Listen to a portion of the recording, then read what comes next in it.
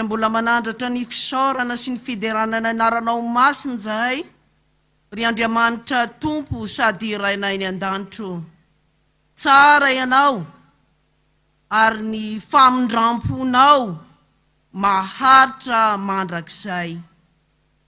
Misaotra anao fa hariharinao aminay zany fahatsaranao zany isanandro ary indrindra amin'ity fotoana ity zay ivorianay eto amin'ny anaranao.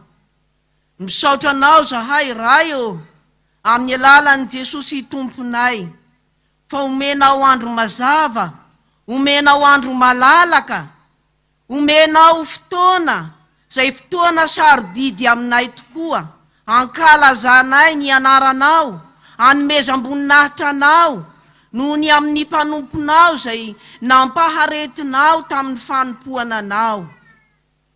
Misaotra anao fa tsy niala voly zahay, tsy nisasatra fa omenao maimaim-pona izao fotoana anio izao.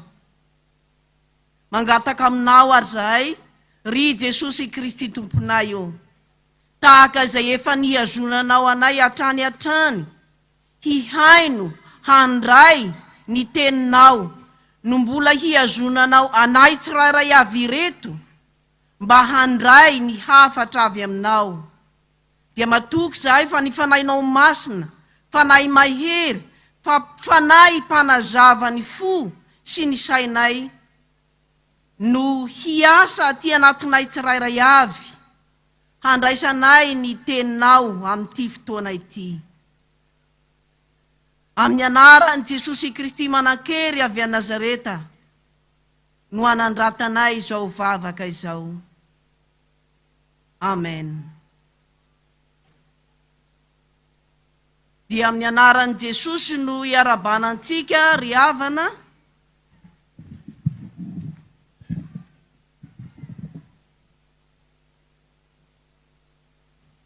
Mbola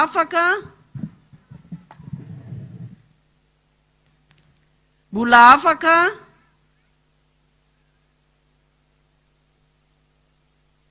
manohy ny fankalazana ny Zaikabe, ary amin'ity andro anio ity dia atokana koa hiarantsika miombona eto amin'ny fankalazana n'Andriamanitra noho ny amin'ny mpanompony izay nampaharetiny tamin'ny zara fanompoana nametrahana fitokisana taminy. Mifampiaraha aby sika ary dia zany no mahavelo mpisaorana n'Andriamanitra amin'ity fotoana ity. Ao anatin'ny fotoana zay handaharana ny teny faneva isika izao, ny faneva izay nomeny Jesosy ny mpanompony amin'izao fotoana fankasitrahana izao, dia nalaina tao amin'ny bokin'ny Salamo 7:20 dia ny andininy voalohany. Salamo 7:20 dia ny tapany voalohany amin'ny andininy voalohany, manao hoe amin'ny anaran'i Jesosy Tompontsika. Ny Famindram-pon'ny Jehovah no hohiraiko mandrakizay. Amen. Ity no nomeny Jesosy ny mpanompony ary iombonantsika eto ny mandray izany teny faneva izany amin'izao fotoana izao. Ny fanekena nataon'Andriamanitra tamin'ny Davida no ivondresaka eto amin'ity Salamo 7:20 ity. Tao amin'io fanekena izay nataon'Andriamanitra tamin'ny Davida io no nanaovan'Andriamanitra ny fampanantenana hoe ary ny taranakao sy ny fanjakanao hitoetra eo anatrehanao mandrakizay. Ny seza fiandriananao hitoetra mandrakizay, arak'izay hitantsika ao amin'ny Samuela 2:7-9. Ilay Andriamanitra mahatoky, tompon'ny fanjakana, no manao hoe amin'ny anaran'i Jesosy Tomponay, maharitra mandrakizay no hanitokana afaka manome fampanantenana lehibe toy izany. Fampanantenana nomen'Andriamanitra any Davida izany, fa efa niainany mpanompony izay anaovana izao fankasitrahana izao amin'ity andro an'ity ihany koa. Ny famindram-pon'ny Jehovah no hohiraiko mandrakizay. Ny fahalebiazan'Andriamanitra, ny heriny, ny fahamboniany, indrindra ny fitiavany no voafono ao anatin'izany teny faneva izany. Ka ilazana ny toetr'Andriamanitra mahatoky, tsy miova, tsy mivadibadika mandrakizay. Raha izany dia teny efa niainantsika hatramin'ny nanomboan'ity Zaikabe ity izany, tao anatin'ny fampianarana soratra masina, ny toriteny, ny lahateny izay efa voaraintsika teto. Ka raha lazaina tsotra dia efa voazava amintsika raha teo ity teny faneva ity, ary efa niainantsika sahady zany. Nefa moa ato anatin'ny fandaharana dia mbola alahatra eto zany, ka dia horesahintsika tsotra amin'izay hiainantsika azy koa tahaka ny efa niainan'ny mpanompony izany teny izay nomeny Jehovah Andriamanitra izany. Mora tononina ny teny hoe famindram-po, fa ity teny hoe famindram-pon'ny Jehovah, famindram-po mandrakizay no tena lehibe amin'izao teny faneva izao. Mora tononina ary angatahany zay rehetra mivavaka izany famindram-po izany. Nefa zao tena fantatra tokoa ve, tena iainana tokoa ve izany famindram-po ny Jehovah izany. Ny mpanao Salamo ato amin'ny bokin'ny Salamo dia mamerimberina izany filazana ny fahalehibiazan'ny famindram-pon'ny Jehovah izany. Ny famindram-pon'ny Jehovah mandrakizay no isehoan'izao teny faneva izao ho zavatra lehibe, teny lehibe izay ambara amintsika amin'ity fotoana ity. Ny mahaizy azy an'Andriamanitra izany no ambara eto. Zavatra lehibe sy takatry ny saina izany mahaizy azy an'Andriamanitra izany, ary tsy ho voatanisa ihany koa na dia hiresaka hatramin'izao tapany maraina izao tsika hiresaka azy tontolo andro, dia tsy ahalaza izany, tsy ahavoatanisa izany mahizy azy an'Andriamanitra izany. Nefa dia izany no votoatin'ny resaka eto, ny mahizy azy an'Andriamanitra, ka anehoany ny mahandriamanitra mahatoky, Andriamanitra tsy miova, Andriamanitra maharitra mandrakizay amin'izany mahabe famindram-po azy izany. Koa izay horesahintsika eto amin'ity lahateny ity dia zavatra roa ihany. Ny voalohany dia ny fandraisana ny famindram-pon'ny Jehovah, ary ny faharoa dia ny vokatra zany famindram-pon'ny Jehovah izany eo amin'ny fiainany mino azy. Voalohany ny fandraisana ny famindram-pon'ny Jehovah. Ny famindram-pon'Andriamanitra dia angatahana isan'andro araka nefa voalaza teo. Angatahina amin'ny alalan'ny vavaka izay tonontsika izany. mamindrafo Andriamanitra, mamindrafo aminay Jesosy eo. Aza jerena amin'ny fahalotoanay amin'ny tsy fahamendrehanay zahay, fa jereo araka ny fahalehibe aza ny famindramponao. Raha isika zay mivory eto amin'ity Zaikabe 70 FBL ity, dia efa mpanonona izany teny izany, ary manonona izany tsy tapaka.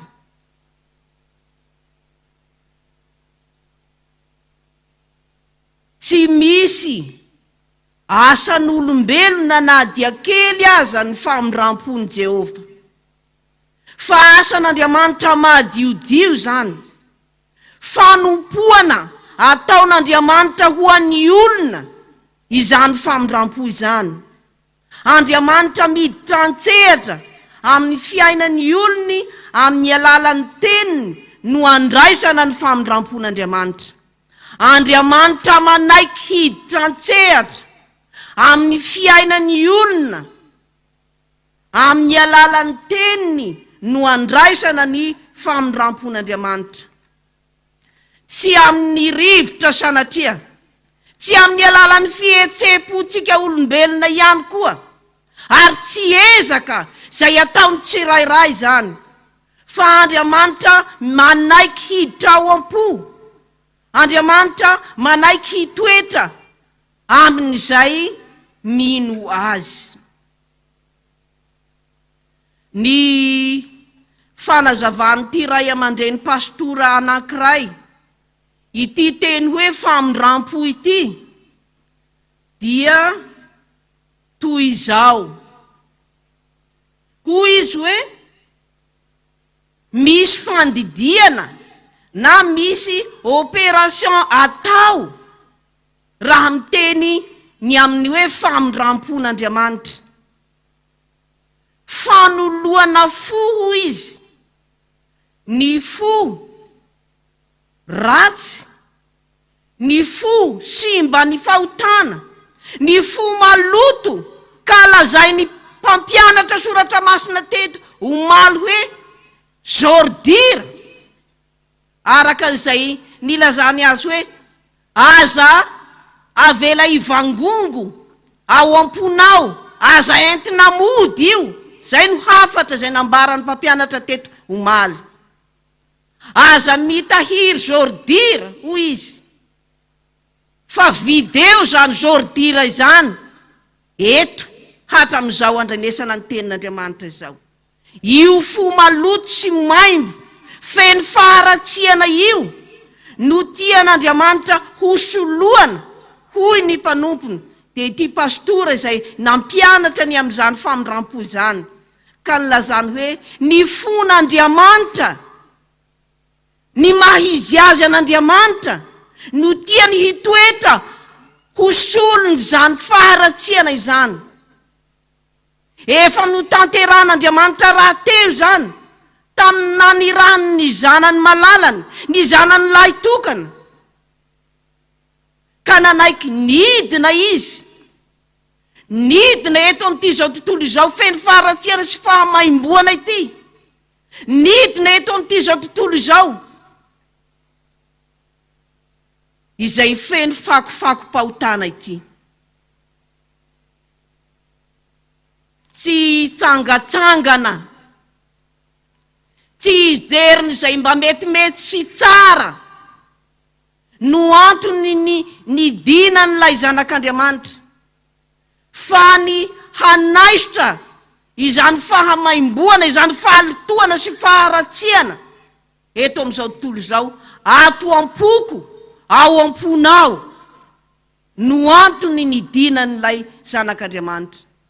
Famindram-po izany, soloana ny fon'Andriamanitra io faharatsiana io, ka io no nilazaina teo aloha hoe Andriamanitra manaiky hiditra ao am-po. Midika izany fa tsy zavatra mora, tsy zavatra maivamaivana, araka izay everana azy indraindray ity hoe famindram-po ity, fa tena zavatra sarotra izany, zavatra manana ny lanjany zany. Raha i Paoly apôstôly no milaza azy ny amin'ny andraisana ny famindram-po dia ambarany ao amin'ny Titosy 3:4 ka hatramin'ny 5 izany, manao hoe amin'ny anaran'i Jesosy: fa rehefa niseho ny famoram-panahin'Andriamanitra mpamonjy antsika sy ny fitiavan'ny olona, dia tsy avy tamin'ny asa amin'ny fahamarinana izay nataontsika, fa araka ny famindram-po kosa no namonjeny antsika tamin'ny fanasany fiterana indray sy ny fanavaozany fanahy masina, izay nahidiny betsaka tamintsika tamin'ny alalan'i Jesosy Kristy mpamonjy antsika. Mazava izay ambaran'i Paoly apôstôly ny amin'izany azahoantsika mandray ny famindram-pon'Andriamanitra izany, fa tsy asan'olona, tsy avy amin'olona, tsy ezaka izay atao, fa famindram-po, fitiavana tamin'ny alalan'ny terany antsika indray tao amin'ny batisa masina, ka nanantsika anjara ao amin'ny fiainana mandrakizay. Asan'Andriamanitra madio ny famindram-po, toetra n'Andriamanitra mahatoky tsy mivadibadika araka ny fanambara teo, maneho ny fahalebiazany, maneho ny heriny, maneho ny fitiavany. Mbola asan'Andriamanitra madio ihany koa ny fandraisana ny famindram-pony, angatahany zany fa tsy ananantsika, angatahana izany mba hiainantsika isan'andro san'andro. Andriamanitra mitoetra ao am-po, Andriamanitra no manapaka sy tompon'ny fiainana manontolo, izany no maneho ny famindram-po. Inona moa no asan'ny fo? Ny fo dia iarahantsika manaiky, iarahantsika mahalala fa miantoka ny fahaveloman'ny olona ny fo. Kanefa izay ambara eto dia tsy ny faritra kely eo amin'ny vatantsika no lazaina hoe fo, fa ny fiainantsika manontolo no idiran'Andriamanitra amin'ny alalan'izany famindram-po izany, ka iainantsika ny fahasoavany, iainantsika ny fitiavany, iainantsika ny indrafony araka izay lazaina eto. Noho izany dia tsy maintsy mahafoy ny faharatsiana, tsy maintsy mahafoy ny fahotana ka soloana ny fitiavan'Andriamanitra. Ny mpampianatra teto omaly dia mbola averina eto ihany fa nanatitra ny amin'ny hiainantsika ny tenin'Andriamanitra, fa amin'ny alalany hiainantsika ny tenin'Andriamanitra, andatsahana izany ao am-po no hiainana ny famindram-pon'Andriamanitra, andraisana ny famindram-pon'Andriamanitra.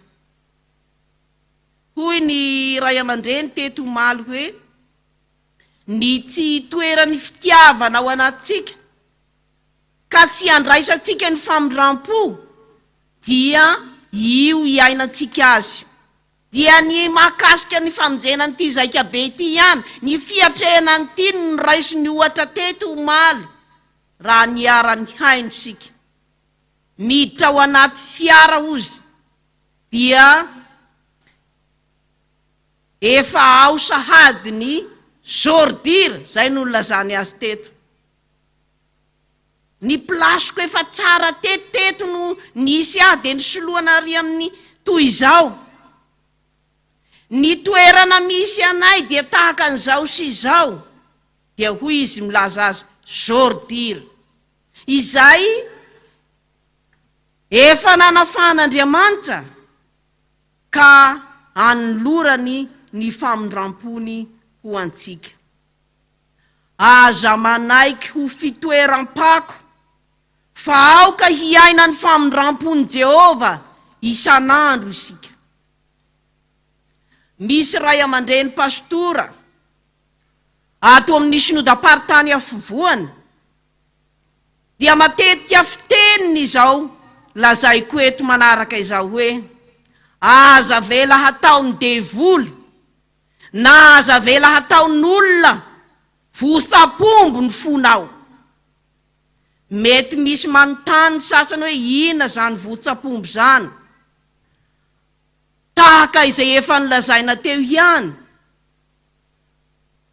Aza mety hataony olona marimarina kokoa, aza mety hataony devoly ho fitoeram-pako ny fonao, ka hiangonany zao patiny fako-pahotana rehetra izao.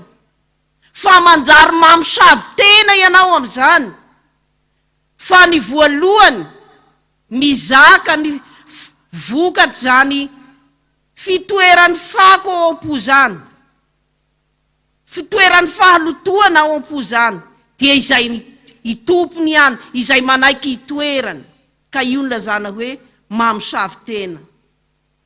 Ny famindram-pon'Andriamanitra dia tsy maintsy miseho amin'ny fitiavana, ka raha hitoerany fitiavan'Andriamanitra, satria Andriamanitra dia fitiavana, dia tsy hanana toerana ao ny fahalotoana, fa hanjaka Andriamanitra amin'ny alalan'ny famindram-pony.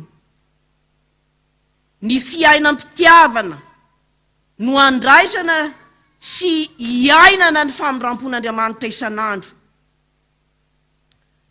Ny fitiavana dia tsy maintsy miseho amin'ny fanetretena, ka ny fanetretena dia tsy haitraitra, tsy fombafomba ivelany, fa fanetretena tahaka izay ambaran'ny Paoly apôstôly ao amin'ny Filipianina 2:2, andininy 5 sy ny manaraka, izay ilazany hoe aoka ho ao aminareo zay izao saina izao zay tao amin'ny Kristy Jesosy koa, izay na dia Andriamanitra aza, izay lehibe indrindra aza, dia sy nataony ho fikiriny mafy izany toerany ambony sy lehibe zany, fa nanaiky nidina izy, ary nidina nanaiky hatramin'ny fahafatesana, dia ny fahafatesana teo amin'ny hazo fijaliana. Inona no antony? Araka nefa voalaza teo, ny antony nidinan'i Jesosy nandaozany ny lanitra riavana dia ny fanetretenany mba hanandratra ny hafa koa, hanandratra antsika ho pon'ny lanitra, hiara-mandova ao amin'i Jesosy ny fiainana mandrakizay. Nidina Jesosy nanetry tena mba hanandratra ny olona ho ao an-danitra, fitiavana no antony zany.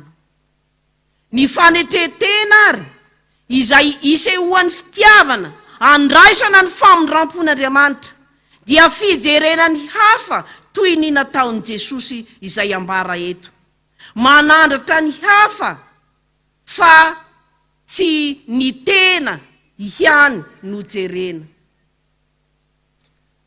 Raha mijery manokana ny fiainan'ny ty ray aman-dreny zay anaovantsika fotoana manokana androany ty sika, dia mahita izany dia ny fiainan'ny Ramatoa rahary vao Jeanette Esther, araka ny efa nanomezany filoha lefitry ny fiangonana Loterana-Malagasy ny anarana teo.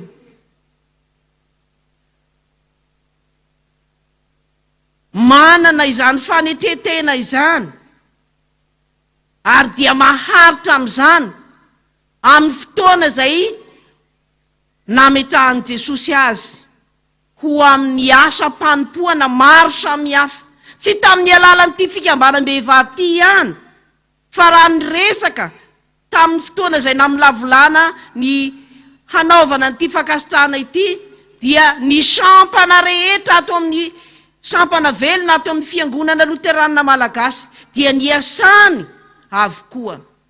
Ary ireo dia maro ny zavatra mifamahafaho ao, fa ny fanetretena, ny fitiavana no naharetana tamin'izany fanompoana izany. Ny jerentsika faharoa dia ny vokatry ny famindram-pony, ny vokatry ny famindram-pon'ny Jehovah. Raha miverina kely amin'ilay teny ray aman-dreny pastora tary aloha hoe manao opération Andriamanitra, manao fandidiana Andriamanitra ny amin'ny hoe famindram-po, dia izao no azo ambara. Raha misy ny opération dia tsy maintsy misy vokany zany, ny vokatry ny fandidiana no jerentsika manaraka eto zany. Ny vokatry ny famindram-po dia ananana fahavelomana ao amin'ny Kristy, ananana fiainam-baovao ao amin'ny Jesosy Kristy, ananana fanetretena araka ny efa voalaza teo, ary indrindra ijoroana amin'ny zara fanompoana. Ny vokatry ny famindram-po dia ananana fahavelomana ao amin'ny Kristy, ananana fiainam-baovao ao amin'ny Jesosy Kristy, ananana fanetretena ary miharihary amin'ny fanompoana izany. Fahavelomana, velona ho an'iza, velona ho an'i Kristy. Kristy no antony hahavelomako i Paoly apôstoly. I Paoly apôstoly izay efa nandray izany famindram-pon'Andriamanitra izany, ny sitraka izany famindram-pon'Andriamanitra izany, ka dia sahy miteny milaza hoe Kristy no antony hahavelomako. Ny olona manana fahavelomana vokatry ny nandraisana ny famindram-pon'Andriamanitra dia tsy velona mandeha ho azy, fa miaina ny sitrapon'Andriamanitra, miaina ny sitrapon'i Jesosy, ka tsy izay sitrany, tsy izay tiany no atao, tsy izay tiany sy sitrany no iainana, fa ny sitrapon'Andriamanitra. Nambarany mpandahateny teto tamin'ny alakamisy ihany koa, raha nandahatra ny amin'ny herin'ny fanakamalemy ny ray aman-dreny teto, dia nanatitratra fa ny tenin'Andriamanitra sy ny vavaka ihany no hery ny vehivavy, hery ny mino, ka ahitana fahombiazana ao amin'ny fiainana manontolo. Lazainy fa ny fetezana mandray andraikitra ka iainana ny tenin'Andriamanitra sy ny vavaka, izany no mampiharihary ny maha olombanina, ny maha olona zay manana fahombiazana, dia tsy hafa fa miaina amin'ny fahavelomana araka izay ikendreny Jesosy. Ny vokatry ny famindram-po dia fiainam-baovao. Fiainam-baovao satria nahoana? Efa niala ilay fo ratsy, ilay fo maloto, ilay maimbo, ilay maharikoriko, fa ny fiainana amin'ny tenin'Andriamanitra, ny fanavaozan'ny tenin'Andriamanitra, ny firaisam-piainana amin'ny Jesosy no antony fahavelomana. Ka dia fiainam-baovao zany, araky ny lazany Paoly apôstoly azy hoe raha misy olona ao amin'ny Kristy dia olom-baovao izy. Voalaza ao amin'ny Korintianina faharoa toko 5:17. Tsy izaho itsony ny velona, hoy Paoly, fa Kristy no velona ato anatiko. Ny vokatry ny famindram-pon'ny Jehovah dia mitarika ho amin'ny fanetetena, ary tsy fanetetena mandeha ilany na haitraitra araka ny lazaina teo, fa fanetetena ombam-panompoana isan'andro. Ka ny olona zay miaina ny famindram-pon'ny Jehovah dia olona manolo tena hanompo, ary izany indrindra no ambarany zao teny faneva izao: ny famindram-pon'ny Jehovah no hohiraiko mandrakizay. Ny famindram-pon'ny Jehovah no hohiraiko mandrakizay. Hira fanompoana masina zany ho an'ny mino an'i Jesosy. Fanompoana masina, ary raha misy milaza ao amin'ny fiangonana fa tsy manana zara fanompoana, dia tsy hoe Andriamanitra no tsy manolotra fanompoana hataony, fa izy no mandà, izy no tsy manaiky hanana zara fanompoana.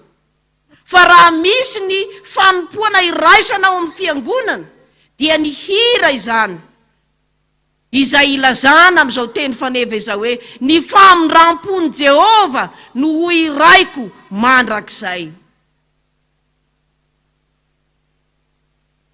Raha lazaina hoe hohiraina mandrakizay, dia ny amin'ny tsy fitsaharany fiderana an'Andriamanitra ho an'izay manana miaina zany famindram-pon'Andriamanitra izany. Tsy hain'ny olona izay efa nandray ny famindram-pon'Andriamanitra raha nangataka izany tokoa tamin'ny fo, nahazo miaina izany famindram-po zany, dia tsy mahay mangina fa mihira midera an'Andriamanitra. Ny lazaina hoe mihira eto amin'ny lafiny hafa koa, dia tsy ny hoe ny mihira amin'ny fotoam-pivavahana ihany, fa maneho fiderana an'Andriamanitra amin'ny fiainana andavanandro. Hoy ny ray aman-dreny vao nitory teny teo hoe: tsy ny mitsikotsiko ny namana no atao hoe fiderana an'Andriamanitra. Tsy ny hoe mivoaka maraina dia hanoky resaka ary mba hitanisa ny faharatsiany hafa, ka tsy aritra izany fa tahaka ny maharary mihitsy ny fo, mba hilaza hoe izao koa ny nataon-draranona ary.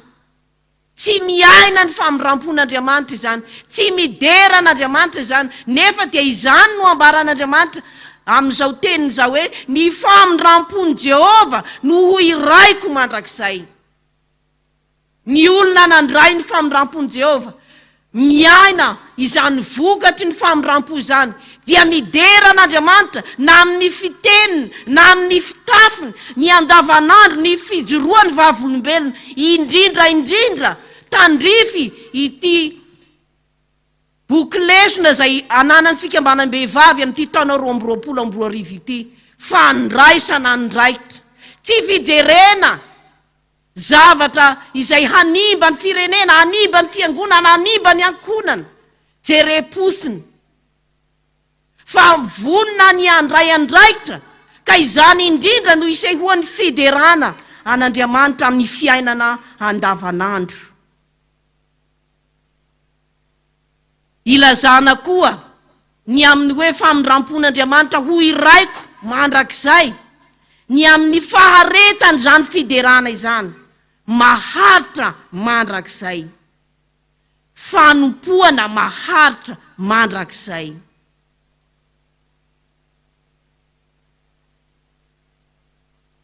Ny fanompoantsika eto dia mijanona mitsahatra, fa raha ambarany tenin'Andriamanitra, ny hira dia mbola hitohy zany,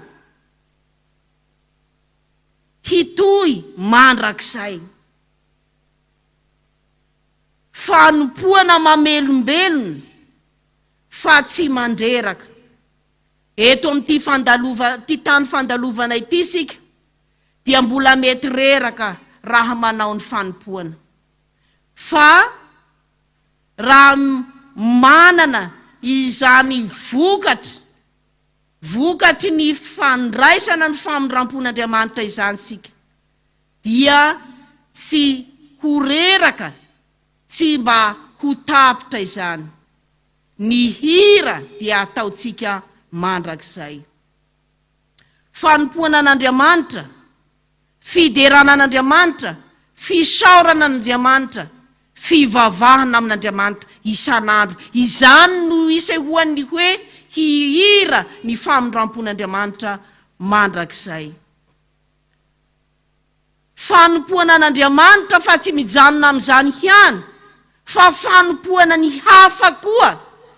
Ny teny hoe ny famindram-pon'ny Jehovah no hohiraiko mandrakizay. Tsy fanompoana an'Andriamanitra ihany, fa fanompoana ny hafa koa. Ny hira, ny fiderana araka izay nilazaina teo hoe ny fiainana ho manontolo no maneho izany fiderana sy hira atao ho an'i Jehovah izany. Ka amin'ny fanompoana ny hafa dia fitoriana ny tenin'Andriamanitra, fijoroana vavolombelona amin'ny fiainana manontolo.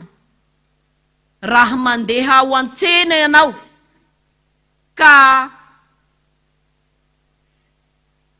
manontany na miady varotra zavatra anankiray, dia tsy manota ianao fombatsika malagasy ny miady varotra. Fa raha tafahoatra izany hoy Lotera, dia mangalatra ianao ka tsy midera an'Andriamanitra, tsy miaina ny vokatry ny famindram-pon'Andriamanitra, tsy mihira ny famindram-pon'Andriamanitra. Ary raha miresaka sika eto tahaka an'izao, mandray ny tenin'Andriamanitra, dia tahaka ny hoe efa miaina izany sahady ary izany tokoa. Fa tsy eto ihany no irana ny famindram-pon'Andriamanitra fa mandrakizay izany. Ary araka ny lazaina teo, ao amin'ny tokantranonao, ao amin'ny asa mandraharaha izay sahaninao, eo amin'ny fiarahamonina misy anao, dia hiteny tahaka izay atao jobily eto sika hoe ny famindram-pon'i Jehovah no hohiraiko mandrakizay. Ny zavatra mahagaga amin'izao fotoana izao dia ity: ny mihira ny famindram-pon'Andriamanitra ny toa mahazo heso sy latsa amin'ny fiainana andavanandro. Eny hatrao am-piangonana aza, raha lazaina arabaiko teny hoe ny mihira, malaina mihira isika kristianina izao fotoana izao, malaina mihira. Nefa anisan'ny sarobidy indrindra amin'izay nataon'Andriamanitra ho atsika, ka vokatra zany sarobidy nataon'Andriamanitra zany no mampiloatra ny ao am-pontsika hihira ny famindram-pon'Andriamanitra. Dia refeso ny ao am-ponao ny amin'izay hira ataonao, na ao am-piangonana na amin'ny andavanandronao, mihira ny famindram-pon'Andriamanitra ve? Mahagaga fa izay mihira mafy koa aza no igagana. Fa ny hira mafy rarano nanao kory, hira mafy be. Fa magnino? Mihira ny famindram-pon'Andriamanitra, tsy voatazona ao anaty zany famindram-pon'Andriamanitra izany, ka mihira, midera ilay Andriamanitra be voninahitra, ilay Andriamanitra izay niasa efa nanompo tamin'ny alalan'ny teniny, tamin'ny alalan'ny sakaramenta. Tsy avelan'izany fanompoana efa nataon'Andriamanitra voaray izany ny olona efa naharay ny famindram-pon'Andriamanitra, ka tsy maintsy miloatra hira. Tsy hira izay andraisantsika azy izy zany, fa hira koa ny fiainanao amin'ny tontolo misy anao. Io fitafinao io, midera an'Andriamanitra ve? Io firesahanao io, midera an'Andriamanitra ve? Io ataontsika amin'ny andavanandro io, fiderana an'Andriamanitra ve?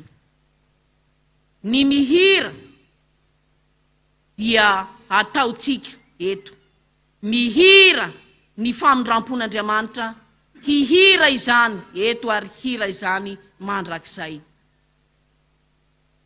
Andriamanitra no manetsika ny fo hihira, fa tsy asan'olombelona araka ny lazaina tery aloha.